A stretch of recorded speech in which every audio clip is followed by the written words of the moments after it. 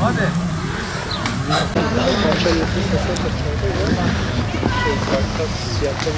karşıdaki gençler bize mi? Allahu Ekber.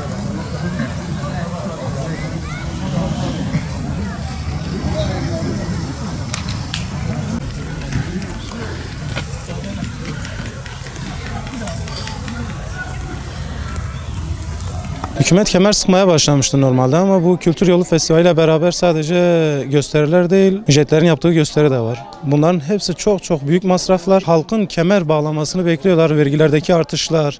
Hani geçenlerde daha gündem olan İBAN'a para gönderiminin takipleri, bunların hepsi yapıldı. Bunların yanında devletin yine de bu etkinliklerine devam etmesi üzücü bir olay. Yani sadece alt taraftan kemer sıkmalarını bekliyorlar. Sadece alt tabakadan diye kendilerinin herhalde ifadeleri oluyor. Sadece bizlerin, halkın kemer sıkmasını bekliyorlar. Bu da onların ayıbı. İslam'la yorulmuş bir kültürümüz var. Ama getirilen sanatçılardan hiçbirinin İslam'la alakası yok. Oradaki düzenlenen etkinliğin de İslam'la alakası yok. Ortam tamamen İslam'dan bağımsız bir ortam. Allah Azze ve Celle bizleri o tür durumlardan muhafaza etsin. Toplum şu an İslam'dan oldukça uzaklaşmaya başlamış ve zaten başlamamış. Önceden beri devam eden bir süreç ve bu süreç bu tür programlarla daha da hızlandırılıyor. Şehit Hasan'dan bahsettiniz. Şehit Hasan da Allah Azze ve Celle kendisinden razı olsun. Urfa için bir şeref oldu. Şehit düştü. Şehit düşmesinden sonra Allah'a hamdolsun geç oldu ama yine de hamdolsun cenazesi getirildi.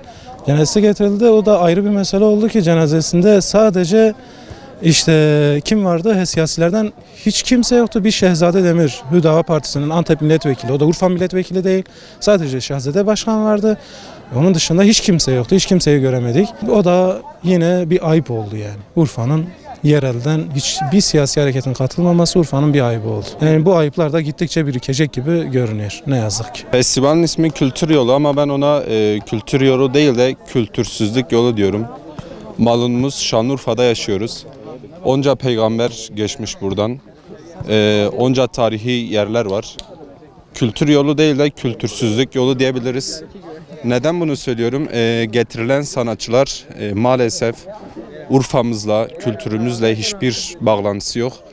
Gençlerin zihnini boyamaktan başka, gençleri yozlaştırmaktan başka hiçbir emelleri olmayan bir festival.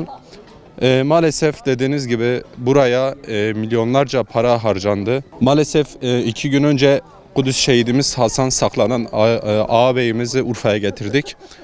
Hüdapar Gaziantep milletvekili dışında Urfa'nın 14 milletvekili var, başkanları var, siyasi ve mülki amirler var. Hiçbiri ne cenazeye katıldı ne taziyeye katıldı. Ama şimdi gidin görebilirsiniz. Her gece Kültür Yolu Festivali'nde yapılan konserlerde hepsi diz boyu, sıra boyu fotoğraf, pozlar verebiliyorlar. Bu konuda yöneticilerimize gerçekten Allah akıl fikir versin diyorum. Dışarıda onca yetim, yoksul insan var ama bu festivale, bu kültür yolu olmayan kültürsüz yola milyonlar harcıyorlar. Keşke bu kültür yolunu sahiplendiğiniz kadar Kudüs şehidi Hamas'ın da açıkladığı şekilde Anadolu'dan uzun bir süreden sonra gidip Kudüs şehidi olan Hasan Saklanan abimize sahip çıkılsaydı daha yerinde adımlar olurdu. İnşallah Hasan abinin kanıyla Urfa'mız yeşerir, kendine gelir. Böyle kültürsüz kültür yolu adı altında etkinlikler yapmazlar. Kültür Yolu Festivali öncelikle böyle festivallerin düzenlenmesinde bildiğimiz gibi milyonlarca lira harcanıyor.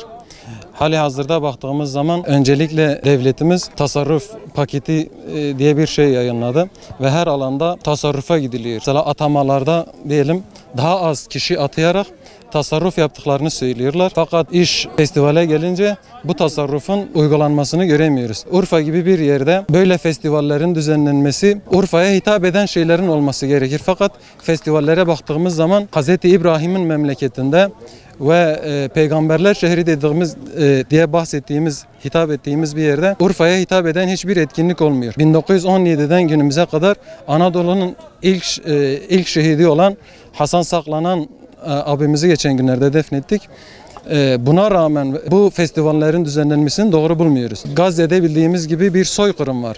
Binlerce insan, binlerce çocuk, anne, kardeş katledildi. Bu kadar olumsuzluğa rağmen böyle festivallerin düzenlenmesini doğru bulmuyoruz. Baktığımız zaman Şehit Hasan Saklanan'ın cenazesine gelmeyen siyasetçiler bu festivallere katılacakları söyleniyor.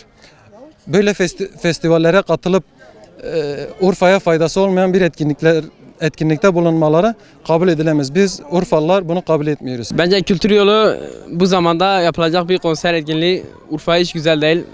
Çünkü açıkçası Urfa'nın Kudüs'ten gelen şehidi var. Bir daha devletin tasarruf paketi var. Onca sanatçıya milyon paralar veriliyor. Bence güzel bir şey değil.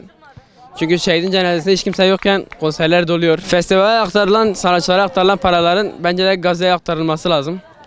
Çünkü oradaki canlar da önemli. Burada konserler olurken. Gazze'de kardeşlerimiz ölürken buradaki insanların eğlenmesi güzel değil bence. Bunu duydum, sosyal medyada gördüm. Bana göre çok yanlış bir program. Gazze'de, Filistin'de İslam için kendini feda eden onca insan varken burada hiçbir şey olmamış gibi şarkı, program düzenlemek yakışmadı. Zaten dün bir sanatçı geldi, yağmur yağdı ve iptal oldu. Bu da çok hoşuma gitti açıkçası. Yanlış bana göre. Urfa'da bir şehidimiz oldu, Hasan Saklanan.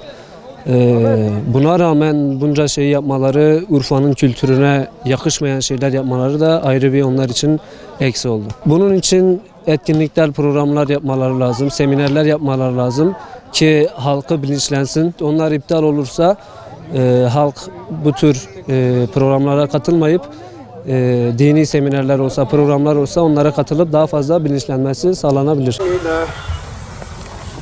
Allahu Ekber. Allahu Ekber.